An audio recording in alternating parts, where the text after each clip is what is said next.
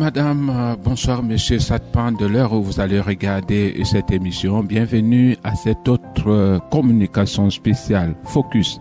Mesdames, Messieurs, ce jour avec l'apôtre Étienne Komgep, le père fondateur du ministère Appel à la communion avec Dieu. Mesdames, Messieurs, vous êtes sur Communion Télévision, vous faites bien et surtout, votre fidélité nous honore. Apôtre Étienne, bonjour. Bonjour Simon, bonjour chers téléspectateurs, que la grâce soit abonde sur vous.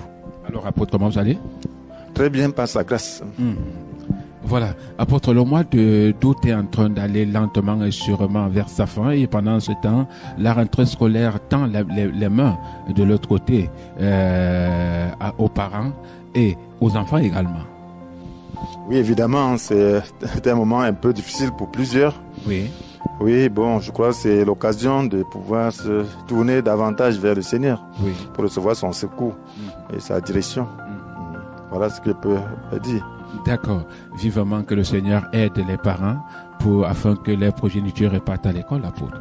Bien sûr, bien sûr. Nous vivons un temps un peu difficile. Oui. De l'autre côté, au nord-ouest, au sud-ouest, bon, les enfants, leur rentrée est un peu compromise.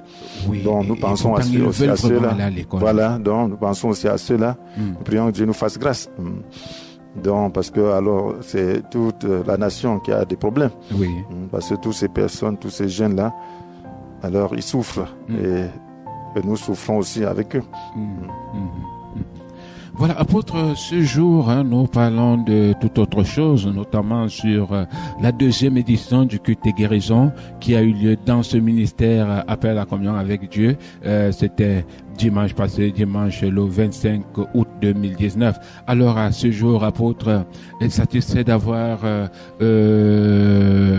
traversé cette deuxième étape, cette deuxième édition, apôtre? Oui, c'est vraiment toujours très intéressant. Parce que Jésus disait que sa nourriture, c'est d'accomplir la volonté de celui qui l'a envoyé, de mener à bien l'œuvre qu'il lui a confiée. Donc c'est un programme qui a été ordonné par le Seigneur. Donc quand on dit culte de guérison, on n'intitule pas les cultes n'importe comment. Donc, et puis on ne donne pas une périodicité n'importe comment. Donc il faut une direction. Donc la deuxième édition a été pour moi une satisfaction. D'abord parce que j'étais en train d'accomplir la volonté de Dieu. C'est dans la volonté de Dieu qu'on trouve vraiment l'épanouissement. Donc, et le Seigneur est toujours dans sa volonté. D'accord. Voilà, apôtre, déjà, comme par le passé, les cultes de guérison sont des cultes qui sont souvent très courus et avec des manifestations telles que Dieu lui-même souhaite. Alors, apôtre, est-ce que pendant ce programme, pendant la deuxième édition du culte de guérison, il y a quelque chose qui vous a manqué? Peut-être vous pouvez dire que non, j'aurais dû faire ça, mais je vais me rattraper pour la prochaine fois. Bon, on peut dire qu'on a eu beaucoup de coupures pendant ce moment. Donc, ce qui fait qu'il y a eu beaucoup de pannes. Donc, c'est un peu récurrent. Donc, je voudrais dire que le Seigneur va faire quelque chose, c'est-à-dire dans les communications que nous avons. Donc, je voudrais seulement dire que la volonté de Dieu est faite. Donc je crois que la prochaine fois, il fera mieux. Donc je crois que le diable s'oppose toujours à et surtout que la prochaine fois, apôtre, avec ce qui est fait au niveau du gouvernement, les coupures seront là, mais très moins quand même. Oui, nous le souhaitons et nous croyons que le Seigneur va faire quelque chose. Voilà. Et qu'il y aura les moyens de pouvoir résoudre tous ces problèmes. D'accord. Maintenant, apôtre, satisfait? Je parle sur le fond, je suis très satisfait parce que la puissance de Dieu est toujours présente. Et je crois que la parole de Dieu est sortie et tous ceux qui n'étaient pas là peuvent toujours profiter de cette parole. Parce qu'en réalité, ce que le Seigneur fait, ce n'est pas seulement pour les présents, donc c'est pour ceux-là qui pourront suivre bien après, parce que nous avons des exemples.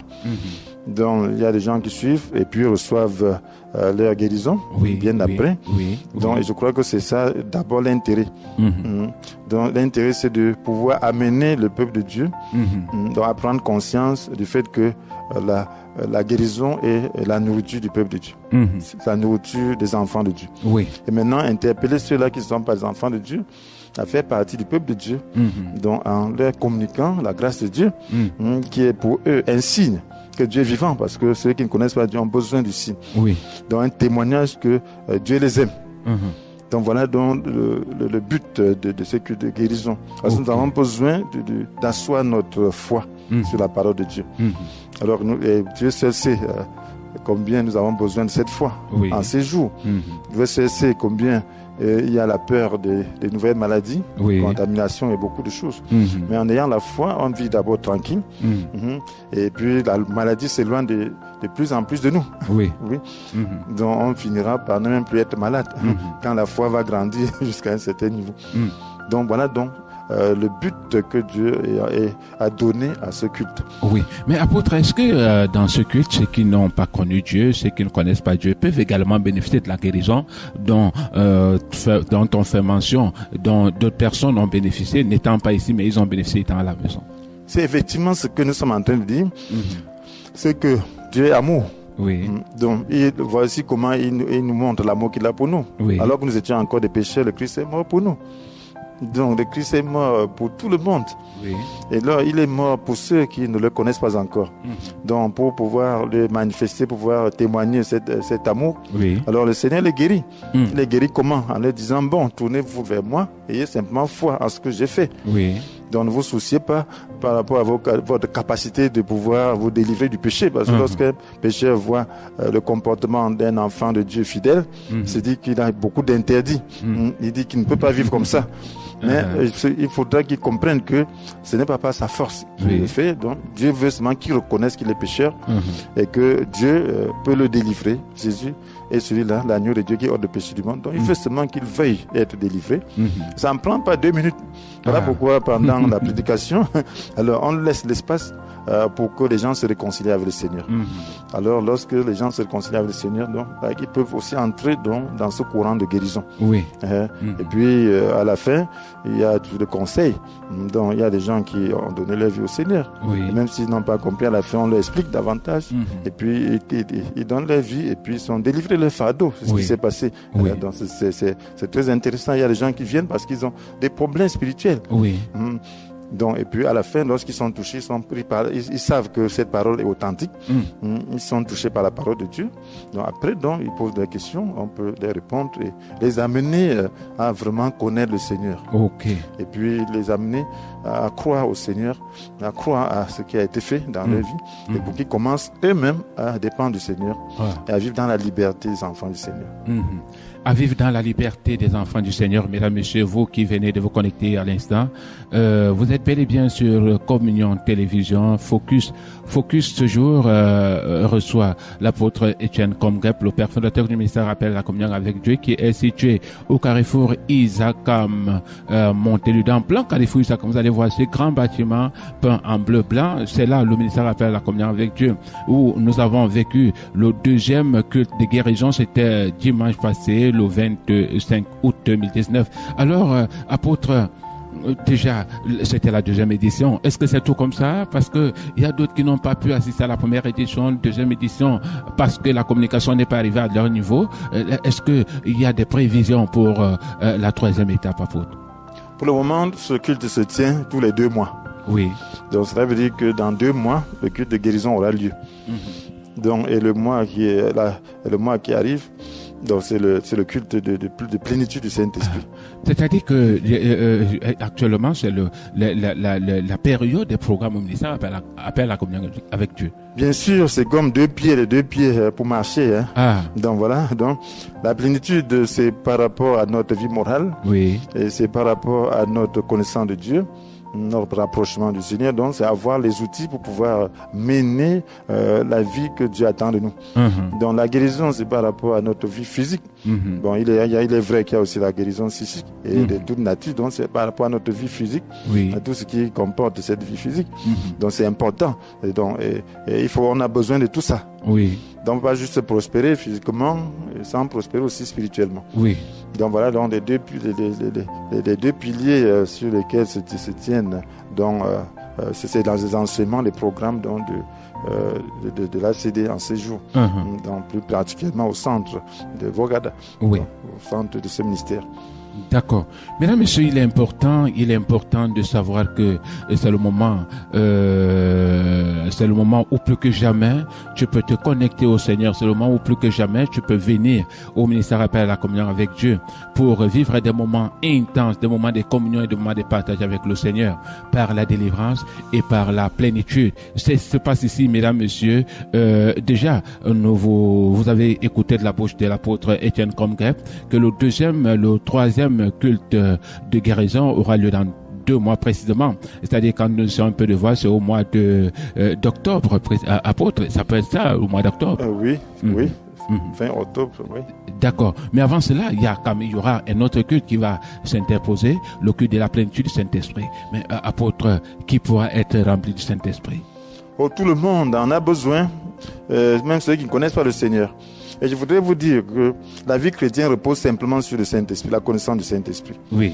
Donc souvent, nous enseignons beaucoup de choses, mais c'est juste des aspects de la vérité pour parvenir à cette vérité centrale. Oui. Parce que la Bible dit que puisque l'Esprit est la source de notre vie, laissez-le aussi diriger votre conduite. Oui.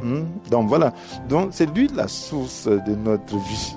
Donc la vie chrétienne, c'est la vie avec l'Esprit. Oui. La vie chrétienne, c'est la vie dans l'Esprit. Oui. Donc c'est la source de notre vie. Le Seigneur avait dit, sans moi, vous ne pouvez rien. Alors sans l'Esprit, on ne peut rien. Oui. Donc, et puis on a une très mauvaise connaissance de l'Esprit. Comment il ça? est avec nous, mais on a une très mauvaise connaissance de l'Esprit. L'Esprit Saint, c'est Dieu. Oui. Et c'est le Dieu qui est avec nous. Donc nous ignorons que c'est lui qui nous sanctifie. Nous ignorons que nous devons avoir un rapport vraiment très étroit avec lui. Nous ignorons que c'est lui qui nous façonne. Nous ignorons que nous pouvons l'attrister. Nous ignorons que nous pouvons lui faire du mal. Oui. Et puis quelquefois, les gens blasphèment le Saint-Esprit. Donc, mais si on le connaît, mieux on le connaît, et puis on sera prudent. Ok. Et puis, aucune, il faut qu'on sache très bien, le péché contre le Saint-Esprit n'est pas pardonné. Pas pardonnable, ni ici-bas, ni dans l'éternité. C'est même pas qu'on est perdu lorsqu'on a commis. Ça dépend de la gravité du péché contre le Saint-Esprit. Donc si une manifestation de l'Esprit, tu l'attribues au diable, Dieu va te frapper pour ça. Dès à présent. Dieu ne pardonne pas. Alors si tu l'attristes, Dieu te frappe pour ça. Tu seras attristé toi-même. Oui. Donc beaucoup de souffrances que les enfants de Dieu connaissent, c'est à cause de leur négligence vis-à-vis du Saint-Esprit. Il n'y a pas de péché contre le Saint-Esprit qui soit pardonné. Si tu parles contre un homme de Dieu qui est en train de faire la volonté de Dieu, Dieu te frappe pour ça. Il ne te tue pas, mais il te frappe, il te chicote. Donc s'il y a une manifestation de l'Esprit, tu prends à la légère, tu parles légèrement, le Saint, on te frappe pour ça. Dieu te frappe, il n'y a pas de pardon. Donc ce qui fait, quand tu es avec le Saint-Esprit, plus tu le connais, alors tu deviens tu commences à être prudent. Tu commences à le laisser te façonner et ne plus parler n'importe comment. Et raison pour laquelle ne pas juger les gens. Oui. Et ensemble, là, tu seras toi-même heureux et tu auras la plénitude, tu auras le bonheur que le Seigneur a donné à ses enfants. Raison pour laquelle il faut plus de connaissances, il faut s'asseoir, il faut écouter, il faut regarder. Bien sûr, c'est la afin vie. d'avoir les capacités. C'est la vie. Parce que si tu ne sais pas entrer en contact avec lui, tu dois le frustrer, il va te débrouiller. Et tu seras légaliste. Un légaliste, moi je préfère pas être un légaliste parce que le légaliste ne voit que la vie d'un autre. Il passe son temps à juger, à frustrer le Saint-Esprit, il pense qu'il a le Saint-Esprit, c'est très dangereux. Ouais. Parce que là, tu ne pourras que être jugé toi-même à l'intérieur. Un légaliste ne peut pas être heureux à l'intérieur. Puisqu'il passe son temps à regarder ce que les autres font, sans chercher à se connaître lui-même. Et à laisser le Saint-Esprit le façonner. Donc, il ne faut pas être... La Bible dit qu'il y a un seul qui est juge. C'est Dieu seul qui juge. Alors, quand tu commences à marcher par l'Esprit, Dieu juge. Parce que tu fais les œuvres de l'Esprit. Et personne qui s'oppose à l'Esprit ne peut rester sans être jugé. Personne. Ce n'est même pas quelqu'un qui va dire tu n'as pas besoin de dire à Dieu de ne pas juger ou de juger. Non, il va le juger. Parce qu'il a dit dans sa parole. Voilà. Souvent, les serviteurs de Dieu, Dieu juge les gens par rapport aux serviteurs de Dieu, pas parce qu'ils sont serviteurs de Dieu, mais parce que leur comportement est davantage celui du Saint-Esprit. Ils font souvent davantage les choses contre l'Esprit, pas une discrimination. Chaque enfant de Dieu qui fait les choses selon l'Esprit, tu le juges toi, tu seras puni pour ça. D'accord. Merci, apôtre. C'est vrai, nous sommes arrivés à la fin de cette communication spéciale. Mesdames, messieurs, retenez-le. Le prochain culte de guérison aura lieu dans 2 mois précisément, donc à la fin du mois d'octobre. Mais avant le mois d'octobre, nous aurons le prochain culte de la plénitude du Saint-Esprit.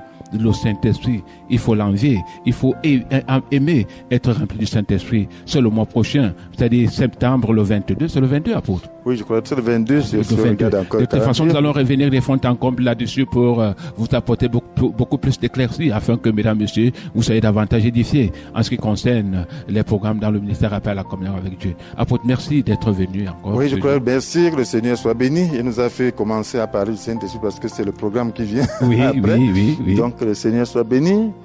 À la prochaine, par sa grâce. D'accord. Mesdames, messieurs, restez scotchés Communion Télévision. Quant à moi, très bientôt sur les ondes. Merci. Allez.